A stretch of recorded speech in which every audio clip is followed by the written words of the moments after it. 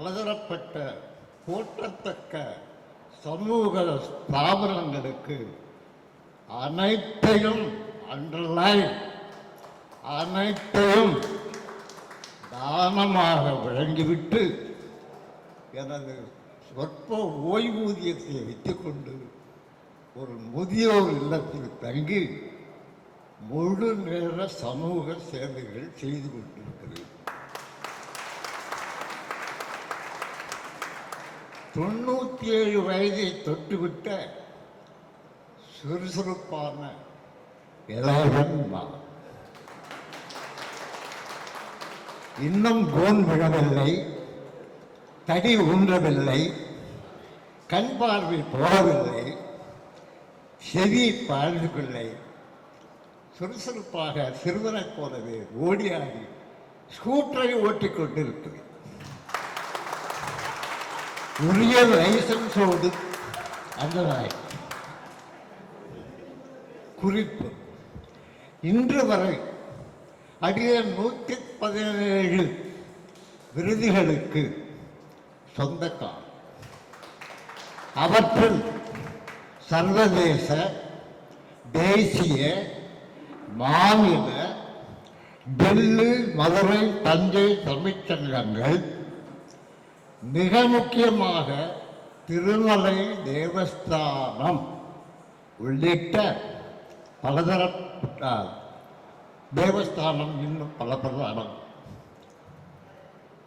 அடியே இன்று வரை 10 நூல்களுக்கு சொந்தக்காரர்.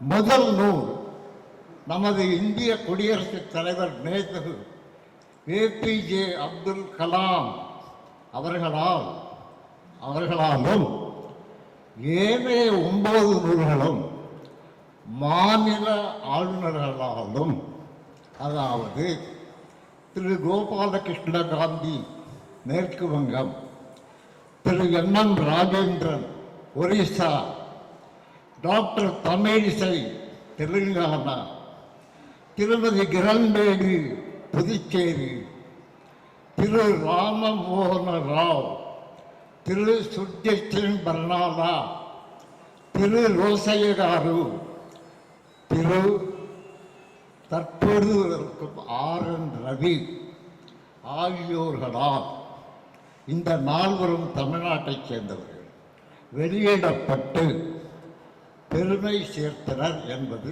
தனிச்சிறப்பு. தகவல்கள் இன்னும் பல உண்டு, இருந்தாலும் இப்பொழுதற்கு இது போதும்.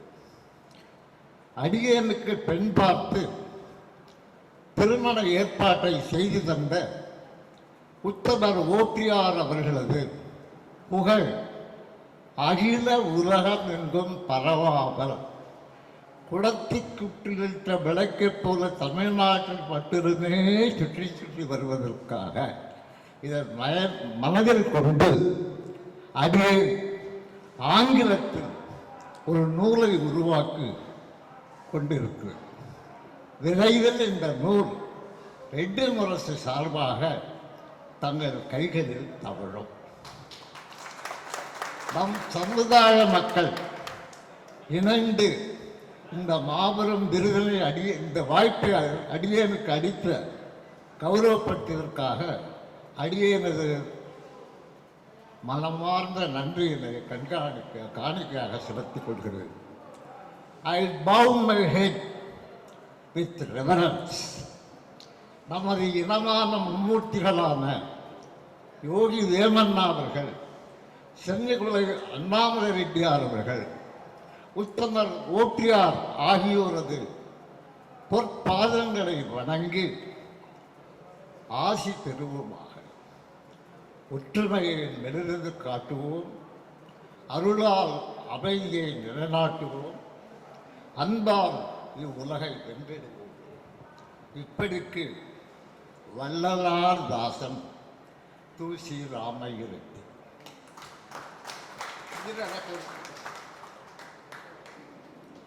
இதுவே நீங்களாக சென்ற வாரம் தமிழ் முரசு என்ற தமிழ் பத்திரிகையில் வட்டம் என்ற தலைப்பில் சுதந்திர தினத்தை பற்றி எழுதியிருந்தது. அந்த செய்தியில் முதல் சுதந்திர கொடியை ஏற்றியவர் யார் என்று தெரியவில்லை என்று ஒரு பகிரங்கமான பையை சுமத்தியிருந்தார். நான் அன்று காலை 7 மணிக்கு அந்த பத்திரிகையை படிக்கிறேன். உடனே அந்த அலுவலகத்திற்கு போன் செய்து, இது நீங்கள் செய்தது பெரும் தவறு, துரோகம், மரியாதை குறைவு, இப்படிப்பட்ட ஊட்டியாரால் முதலாக கொடியேற்றப்பட்ட கொடியை அதில் முக்கியமாக சொல்ல வேண்டுமானால் அப்பொழுது கவர்னராக இருந்தவர் ஆங்கிலேயர். அவர் என்ன சொன்னார், நீங்கள் உங்கள் சுதந்திர கொடியை ஏற்றுக்கொள்ளுங்கள் என்று சொன்னார். அதற்கு ரெட்டியார் அவர்கள் சொன்ன பதில், உங்கள் கொடியை அவமதிப்பதாக நான் இறக்கக்கூடாது, உங்கள் கையாலேயே இறக்குங்கள் என்று சொன்னார். என்ன பெருந்தன்மை நம் இனத்திற்கு! அதே போல அவர்கள் தன் கையாலேயே அந்த பிரிட்டிஷ் கொடியை கீழே இறக்க நமது முன்னாள் பிரமியர் அவர்கள், அதாவது சென்னை மாகாணம், தமிழ்நாடு அல்ல, அவர்கள் கையால் அந்த கொடி ஏற்றப்பட்டது என்பது தனிச்சிறப்பு. முதல் சுதந்திர கொடியை சென்னை கோட்டையில் ஏற்றியவர் நமது இனமான தலைவர் ஓபிஆர் அவர்கள்.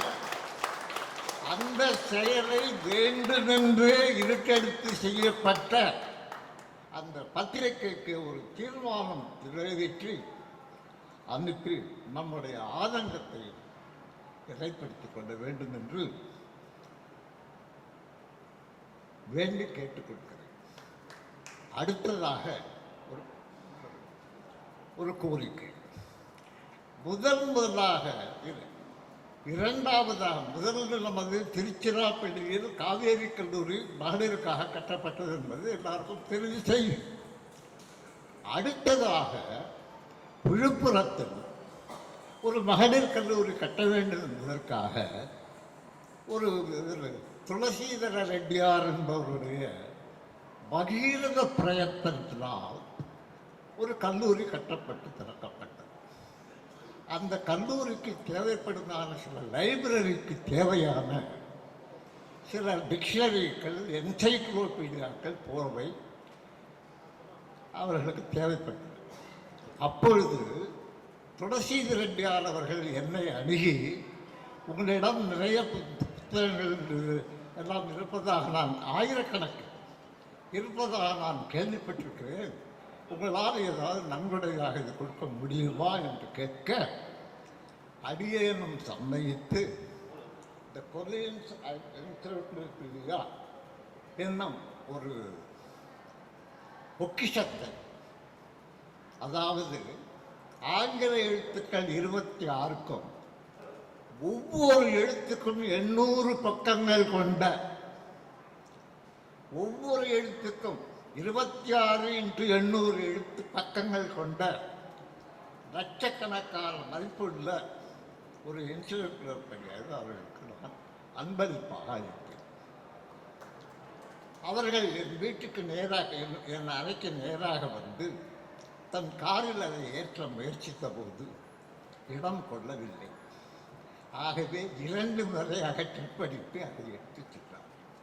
அப்பொழுது அவர் வாய் வழியாக சொன்னது, இதன் நினைவாக உங்கள் தாயார் அல்லது மனைவியின் பெயரை, உருவச்சிலையை அந்த லைப்ரரிக்கு வைப்பதற்கு நான் சம்மதிக்கிறேன் என்று வாய் வழியாக சொன்னார்.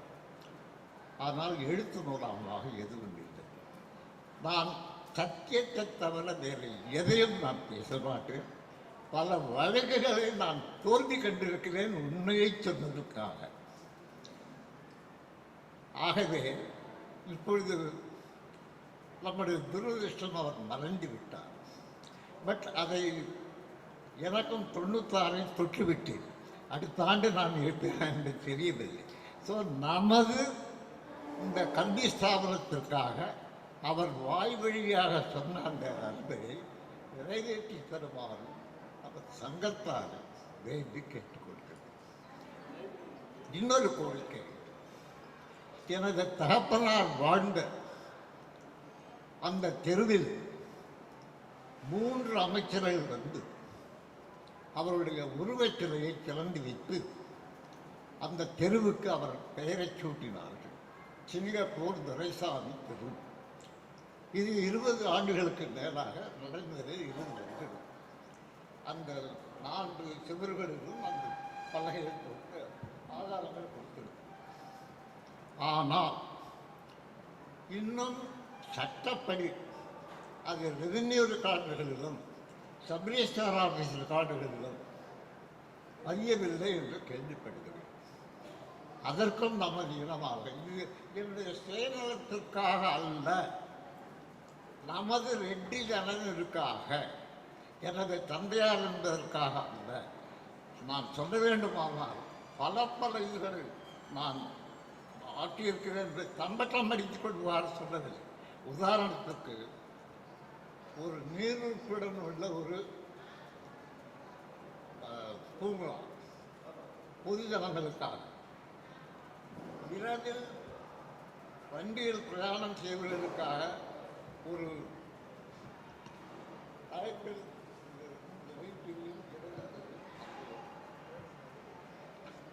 இப்படி முதல் சுதந்திர தினத்தன்று காந்தி ஒரு உருவச்சிலையை எங்கள் செலவில் நிறுவி அதற்கு சப்போர்ட்டாக ஒரு மணிக்கூண்டையும் கட்டி பற்றி இது எங்கள் குடும்பத்தார் செய்த ஒரு தவம். ஆக இதை நான் சொல்லி காட்டுவதாக தவறாக நினைக்க வேண்டும். நான் மருத்துவம், சட்டம், இன்னும் சில கொண்ட 23 போற்றத்தக்க பட்டங்களை பெற்றுள்ளேன் என்பதை தன்னடக்கத்தில் சொல்லிக் கொள்கிறேன். அந்த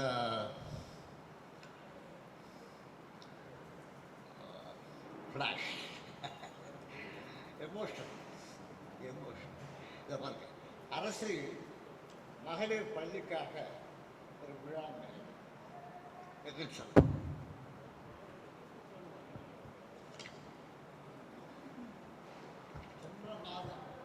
நமது கவர்னர் ரவி அவர்கள் அடியனுக்கு வரவழைத்து ஒரு விருது வழங்கி என்னை கௌரவித்தார்கள். அதன் முழு பக்கத்தில் ஒரு விளம்பரமாக என்னை தொண்டை பற்றி பல பத்திரிகைகளில் வந்த செய்தி. கவர்னர் ரவி அவர்கள் அந்த பட்டத்தை எனக்கு வழங்கிய போது எடுக்கப்பட பட்டம். இந்த வரதராஜன்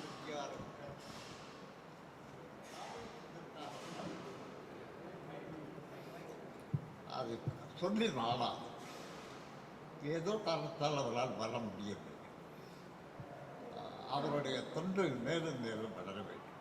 அதில் ஒரு தனி சிறப்பு என்னவென்றால், ஒரு தனி மனிதனால் ஒரு கேன்டீன், பல கேன்டீன்களை நடத்தி கொண்டிருப்பவரால் தொடர்ந்து 35 ஆண்டுகள் தொய்வில்லாமல் செய்து வருகிறார் என்றால் அதில் மறைந்திருக்கும் ரகசியம் இல்லை.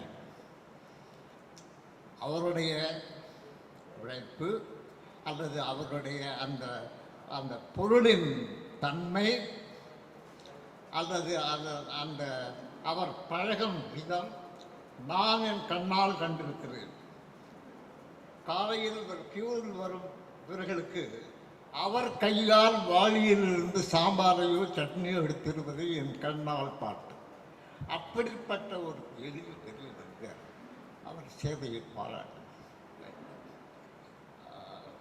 இது எனது தகப்பனாருக்காக கட்டப்பட்ட ஒரு நினைவு மண்டபம். நான் ஒரே ஒரு மகன்தான் பிறந்தவன். என்னுடைய ஆரம்ப கல்விகள் அயல்நாட்டில் இருந்தன. ஆகவே எனக்கு ஆங்கிலத்தில் சற்று பரிச்சயம் உண்டு என்பதை தன்னடக்கத்துடன் சொல்லிக்கொள் பெருமையாக சொல்லவில்லை, தன்னடக்கத்துடன் சொல்லிக்கொள்கிறேன். ஸோ என்னுடைய இந்த ரெண்டு மூன்று கோரிக்கைகளை வைத்து நமது இனம் இன்னும் நீங்கள் உழைப்பது போராது என்பது என்னுடைய கருத்து. நான் ஒரு அடி சுடுகாட்டில் அல்ல, என்னால் ஏனென்றால் என் உடலையும் நான் தானம் செய்து விட்டதால் என் உடல் சுடுகாட்டுக்கு போகாது. இன்னையும் உங்கள் நேரத்தில் நான் எடுக்க விரும்பவில்லை. இந்த வாய்ப்பளித்ததற்காக நான் தர வணங்கி வாழ்த்துக்கிறேன். நன்றி, வணக்கம்.